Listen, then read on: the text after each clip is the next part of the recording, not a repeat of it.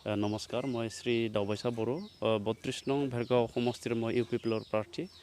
এই সময়ত মই আমাৰ বিটিআৰবাসী তথা অসমবাসীলৈ এটা আহ্বান জনাব বিচাৰিছোঁ।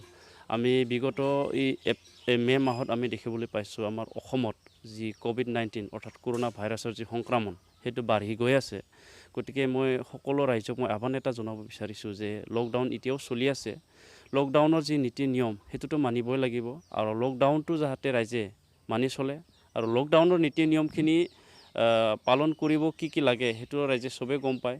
সেইটোৰ কাৰণে লকডাউনটো ৰখি নাৰাখাকে নিজে নিজে সাৱধান হোৱাটো মই বিচাৰোঁ যে অনৰ্থক বাহিৰত ওলাই নাযাব আৰু বাহিৰত কিবা কাৰণত ওলাই যাবলগীয়া হ'লে মাস্ক পিন্ধিব লাগিব আৰু বাহিৰৰ পৰা আহি হাত যাতে চাবোনেৰে বা চেনিটাইজাৰেৰে ধুৱে। তাৰপিছত এনি টাইম বা যিকোনো মুহূৰ্ততে খাবলগীয়া হ'লে গৰম পানী যাতে ইউজ কৰে বা ব্যৱহাৰ কৰে।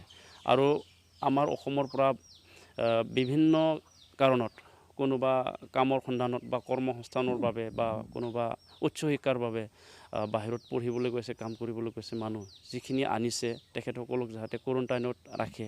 আৰু মই কিছু দিশত বা শুনিবলৈ পাইছোঁ যে যিবিলাকে নিজৰ ল'ৰা ছোৱালীক পঢ়িবলৈ পঠোৱা হৈছিলে উচ্চ শিক্ষাৰ বাবে বাহিৰত, তেওঁলোকক প্ৰাইভেটলি আনিছে আৰু এই প্ৰাইভেটলি আনাবিলাকক নিজৰ ঘৰতে কোৱাৰেণ্টাইন কৰি ৰাখিছে যাতে সেইটো ভালকৈ ৰাখে। আৰু কোৱাৰেণ্টাইন চেণ্টাৰবিলাকত যিবিলাকে আমাৰ মানুহবিলাকক ৰখা হৈছে তেওঁলোকে যাতে নিয়মখিনি মানি চলে আৰু মানি চলিলেহে আমি কৰোণা ভাইৰাছৰ পৰা ৰক্ষা পাবলৈ আমি সক্ষম হ'ম। নহ'লে বিজ্ঞানেও আজি আমাক বচাব পৰা নাই, চৰকাৰকতো আমি কি ক'ম, চৰকাৰতো সহায়হে কৰি আছে আমাক, যিটো নিজৰ সাৱধানতাৰ ওপৰতহে বাচি থাকিব পাৰিব আমি কৰোণা ভাইৰাছৰ পৰা।